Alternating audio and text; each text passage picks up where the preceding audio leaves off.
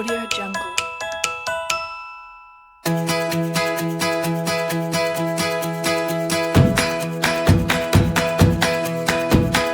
Audio Jungle.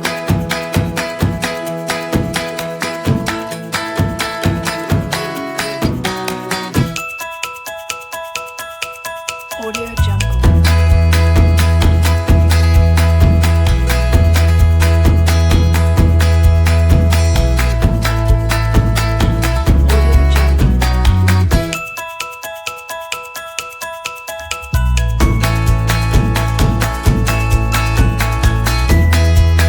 Audio Jungle. Audio Jungle. Audio Jungle. Audio Jungle.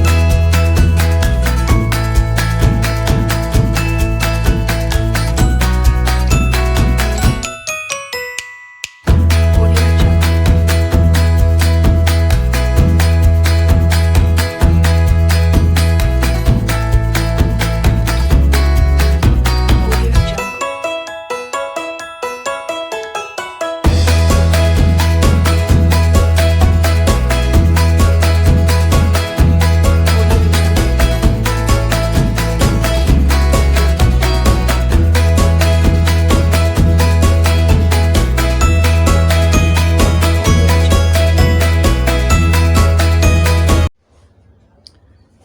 Assalamualaikum warahmatullahi wabarakatuh. Baiklah, di sini saya akan menjelaskan materi tentang Ayo Cintai Lingkungan. Nah, kita pasti mempunyai kewajiban untuk menjaga lingkungan. Namun, apa yang terjadi jika kita tidak melaksanakan kewajiban kita? Mengenai kewajiban, pasti kita menginginkan yang namanya itu hak kita. Nah, sebelumnya harus diketahui dulu hak dan kewajiban. Hak dan kewajiban adalah hak asasi manusia. Dan hak asasi manusia adalah hak yang didapat dan melekat pada diri manusia. Semua orang mempunyai hak yang sama di mata negara. Seperti lingkungan yang sehat. Lingkungan yang sehat itu adalah kunci dasar untuk menghormati hak asasi manusia. Jadi setiap manusia itu mempunyai hak untuk menikmati kesehatan, kebahagiaan, dan lingkungan yang aman dan sehat. Lingkungan dan alam itu terikat dalam sebuah ekosistem atau sosial yang tidak bisa dipisahkan dengan manusia. Jadi jika ekosistem itu rusak, maka ada hak manusia yang lain yang kita rampas secara paksa. Dengan demikian, hak atas lingkungan sehat itu juga berarti erat ya hubungannya dengan tatanan keadilan. Maka penting bagi kita untuk menjaga lingkungan tersebut dengan melaksanakan kewajiban. Nah, seperti yang saya katakan di awal bahwa jika kita tidak melaksanakan kewajiban kita, maka hal tersebut merupakan suatu pelanggaran dan mengakibatkan hal-hal buruk untuk diri kita dan lingkungan sekitar. Di sini terdapat 3 gambar bencana alam. Yang pertama itu hutan gundul, yang kedua itu banjir, yang ketiga adalah tanah longsor.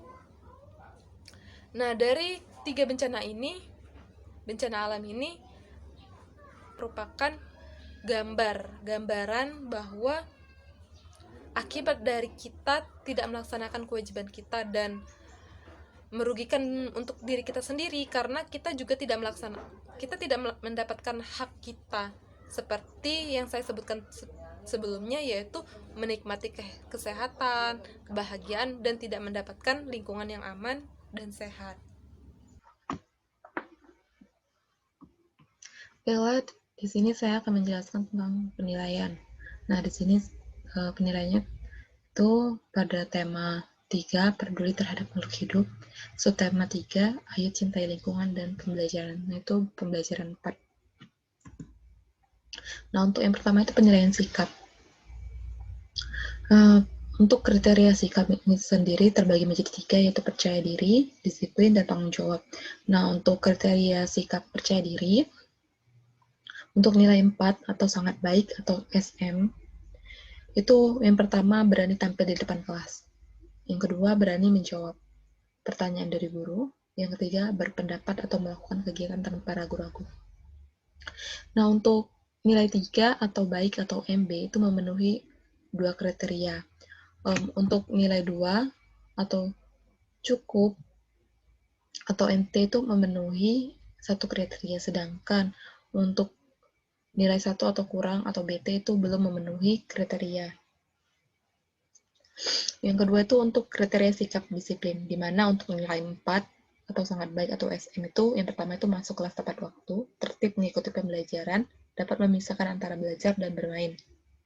Untuk nilai 3 atau baik atau MB itu memenuhi 2 kriteria. Untuk nilai 2 atau cukup atau MT itu memenuhi 1 kriteria, sedangkan untuk nilai 1 atau kurang atau BT itu belum memenuhi kriteria.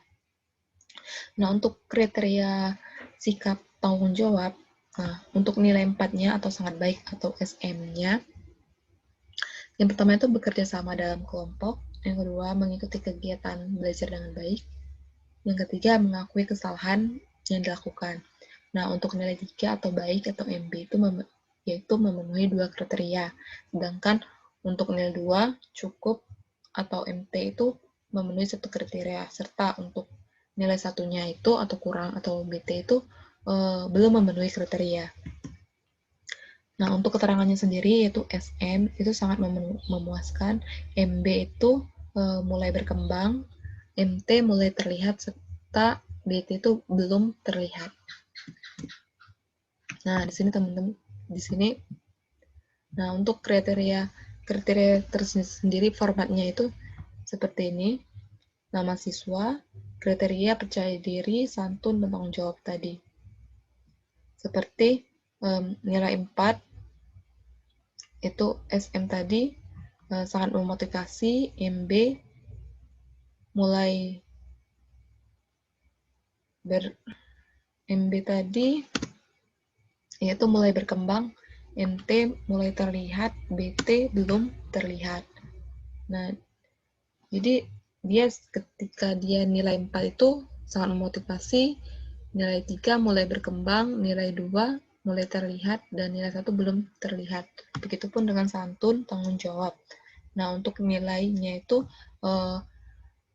dari nilai percaya diri itu dijumlahkan, ya, ditambah nilai santun, ditambah nilai tanggung jawab. Nah, di sini untuk nilainya, sedangkan predikatnya itu seperti ini. Jika dia predikatnya A, itu dari 100 sampai 86, untuk B itu dari 85 sampai 70, untuk nilai C itu 69 sampai 60, dan untuk D itu kurang dari 60. Lalu yang kedua itu penilaian pengetahuan. Nah, di sini penilaian pengetahuannya saya menggunakan tes tertulis. Di sini saya menggunakan tes tertulis, di mana jumlah seluruh soalnya itu ada 12 soal. Nah, untuk soalnya itu pada gambar 1 terdapat 4 soal, pada gambar 2 terdapat 4 soal, serta pada gambar 3 juga terdapat 4 soal. Nah, untuk soal pada gambar 1 seperti apa penyebab pada gambar tersebut, dampak bagi lingkungan tersebut, dan dampak bagi masyarakat, serta saran yang harus dituliskan oleh siswa. Nah, di sini ada kunci jawabannya. Yang pertama itu pada gambar 1, apa penyebab pada gambar tersebut itu penebangan hutan secara liar. Untuk jawaban nomor 2, dampak bagi lingkungan adalah lingkungan menjadi buruk atau rusak. Yang ketiga itu dampak bagi masyarakatnya, yaitu masyarakat sulit untuk mendapatkan air bersih. Serta jawaban untuk soal nomor 4, sarannya itu sebaiknya hutan tidak boleh ditebang secara sembarangan. Nah, untuk soal pada gambar 2, yaitu apa penyebab, yang pertama itu apa penyebab pada gambar tersebut. Nah, jawabannya yaitu hutan gundul dan penyempitan aliran sungai. Untuk 2, dampak bagi lingkungan yaitu banjir merusak sarana dan prasarana umum. Yang ketiga, dampak bagi masyarakat, yaitu masyarakat menderita kehilangan harta, benda, dan nyawa. Yang keempat, tulis saranmu supaya hal ini tidak terjadi, maka kunci jawaban yaitu sebaiknya tidak membangun rumah di tepi sungai dan tidak menebang hutan sembarangan. Nah, untuk soal pada gambar 3 yaitu berupa tanah longsor. Di mana soal pertama adalah apa penyebab gambar tersebut? Jawabannya yaitu hutan gundul. Dampak bagi lingkungan adalah jawabannya lingkungan menjadi rusak. Soal nomor 3 dampak bagi masyarakat adalah yaitu jawabannya banyak rumah tertimbun dan banyak korban jiwa. Soal nomor 4 tulis saranmu supaya hal ini tidak terjadi. Jawabannya sebaiknya tidak menebang sembarangan dan tidak membangun rumah di daerah perbukitan. Nah, untuk pedoman penskoran yaitu skor maksimalnya itu 100, di mana skor sama dengan skor yang diperoleh dibagi skor maksimal dikali 100. Nah, seperti ini. Jadi, skor 81 sampai 100 itu predikatnya A. Klasifikasinya SB atau sangat baik. Skor 66 sampai 80 predikatnya B. Klasifikasinya itu baik atau B. Skor 51 sampai 65 predikatnya itu C, klasifikasinya C atau cukup. Dan skor 0 sampai 50 predikatnya itu D, klasifikasinya itu K atau kurang. Nah, ini formatnya. Jadi, format itu ada nama siswa, skor, dan klasifikasi yang diperoleh. Untuk penilaian yang ketiga itu penilaian keterampilan. Di sini saya melakukan di sini terdapat pengamatan seperti soal pada tugasnya yaitu amatilah lingkunganmu, tuliskan fakta-fakta yang kamu temui mengenai kesadaran masyarakat menjaga lingkungan. Kamu bisa melakukan wawancara kepada ketua RT atau warga di lingkunganmu, lalu tuliskan fakta-fakta yang kamu temukan pada kolom berikut. Tugasnya itu yang pertama dari fakta yang ditemukan, kelompokkan hal yang sudah baik dan hal yang belum baik. Nah, untuk kunci jawabannya itu hal yang baik, 1. Membuang sampah pada tempatnya. 2. Melakukan kerja bakti membersihkan lingkungan sebulan sekali. Yang ketiga, membuat bak penampung bak sampah. Yang keempat, menanam pohon di sekitar rumah. Yang kelima, memisahkan sampah organik dan sampah anorganik. Lalu, untuk hal yang belum baiknya itu, yang ini termasuk langsung ke nilai yang keenam, yaitu masih ada warga yang membuang sampah di sungai. Yang ketujuh, ada sebagian warga yang enggan membersihkan lingkungan. Yang kedelapan, ada warga yang belum menanam pohon di sekitar rumah. Yang kesembilan, masih ada sampah dibuang, tidak pada tempatnya. 10, warga belum membersihkan lingkungan rumahnya. Tugas nomor 2, yaitu apa yang bisa kamu simpulkan? Apakah warga di sekitarmu sudah mencintai lingkungan? Jelaskan. Nah, untuk kunci jawabannya yaitu warga sudah mencintai lingkungan dengan membuang sampah pada tempatnya, melakukan kerja bakti, membersihkan lingkungan, membuat bak penampungan sampah, menanam pohon, dan memisahkan sampah organik dan anorganik. Soal tugas yang ketiga itu apa dampak dari tindakan yang dilakukan? Nah, untuk kunci jawabannya sendiri adalah dampak dari warga yang peduli terhadap lingkungan. Lingkungan di sekitar menjadi bersih dan sehat. Untuk yang nomor 4 yaitu tuliskan saranmu.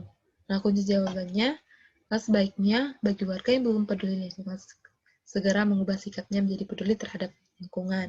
Menjaga lingkungan adalah kewajiban seluruh masyarakat. Dengan menjaga lingkungan, kita akan memberi hak orang lain untuk hidup nyaman. Lalu lembar pengamatan hasil kegiatan yaitu kriterianya fakta, berupa fakta ya. Jadi nilai 4-nya itu atau sangat baik, yaitu menuliskan 10 fakta tentang kesadaran masyarakat menjaga lingkungan dengan benar. Yaitu terdiri dari 5 yang baik dan 5 yang buruk, seperti yang saya jelaskan sebelumnya. Dan untuk nilai 3 itu menuliskan 8 fakta tentang kesadaran masyarakat menjaga lingkungan dengan benar. Nilai 2 atau cukup menuliskan minimal 6 fakta tentang kesadaran masyarakat menjaga lingkungan dengan benar, dan nilai 1 atau pendampingan itu yang lainnya. Nah, untuk kriteria pengelompokan, menilai 4 atau sangat baik. Dari fakta yang ditemukan, siswa mampu mengelompokkan semua tindakan dalam hal yang baik dan belum baik dengan benar. Nilai 3 atau baik, yaitu dari fakta yang ditemukan, siswa mampu mengelompokkan sebagian besar tindakan ke dalam hal yang baik dan belum baik dengan benar. Dan untuk nilai 2 atau cukup, yaitu dari fakta yang ditemukan, siswa mampu mengelompokkan sebagian tindakan ke dalam hal yang baik dan belum baik dengan benar. Dan nilai 1 atau pendampingan, dari fakta yang ditemukan, siswa mampu mengelompokkan sebagian kecil tindakan ke dalam hal yang baik dan belum baik dengan benar. Nah, untuk kriteria kesimpulan,